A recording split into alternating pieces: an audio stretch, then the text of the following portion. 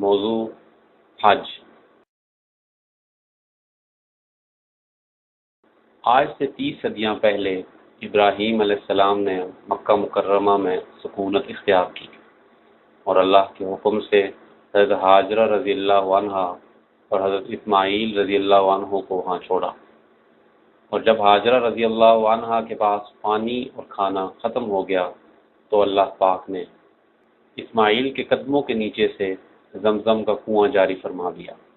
اسی زمانے سے مختلف قبائل نے مکہ کا رخ کیا اور زندگی کی ہلچل شروع ہو گئی۔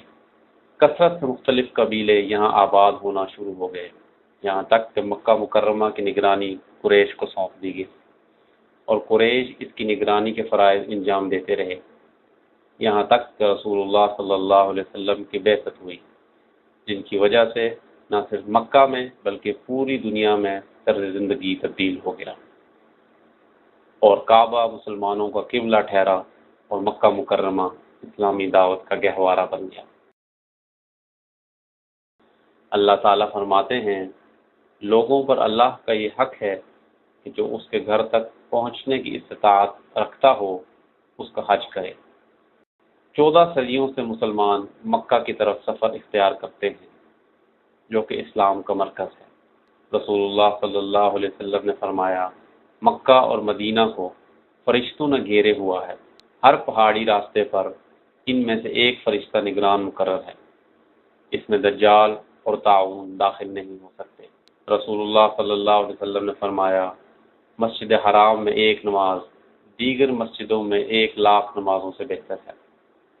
اور رسول اللہ صلی اللہ علیہ وسلم نے فرمایا، خدا کی قسم، بے شک اے مکہ تو اللہ کی سب سے بہترین اور انتہائی محبوب زمین ہے۔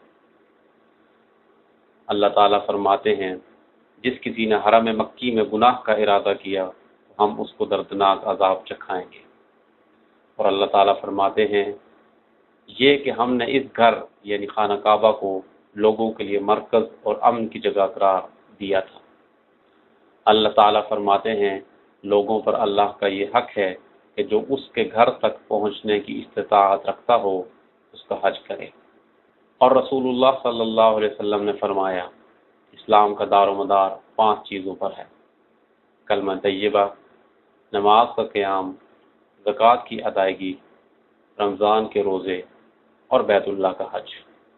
اور رسول اللہ صلی اللہ علیہ وسلم نے فرمایا، جس شخص نے حج کیا اور دوران حج نہ اس نے منہ سے غلط بات نکالی اور نہ ہی گناہ کیا تو اس کے پچھلے سارے گناہ معاف کر دیے جائیں گے۔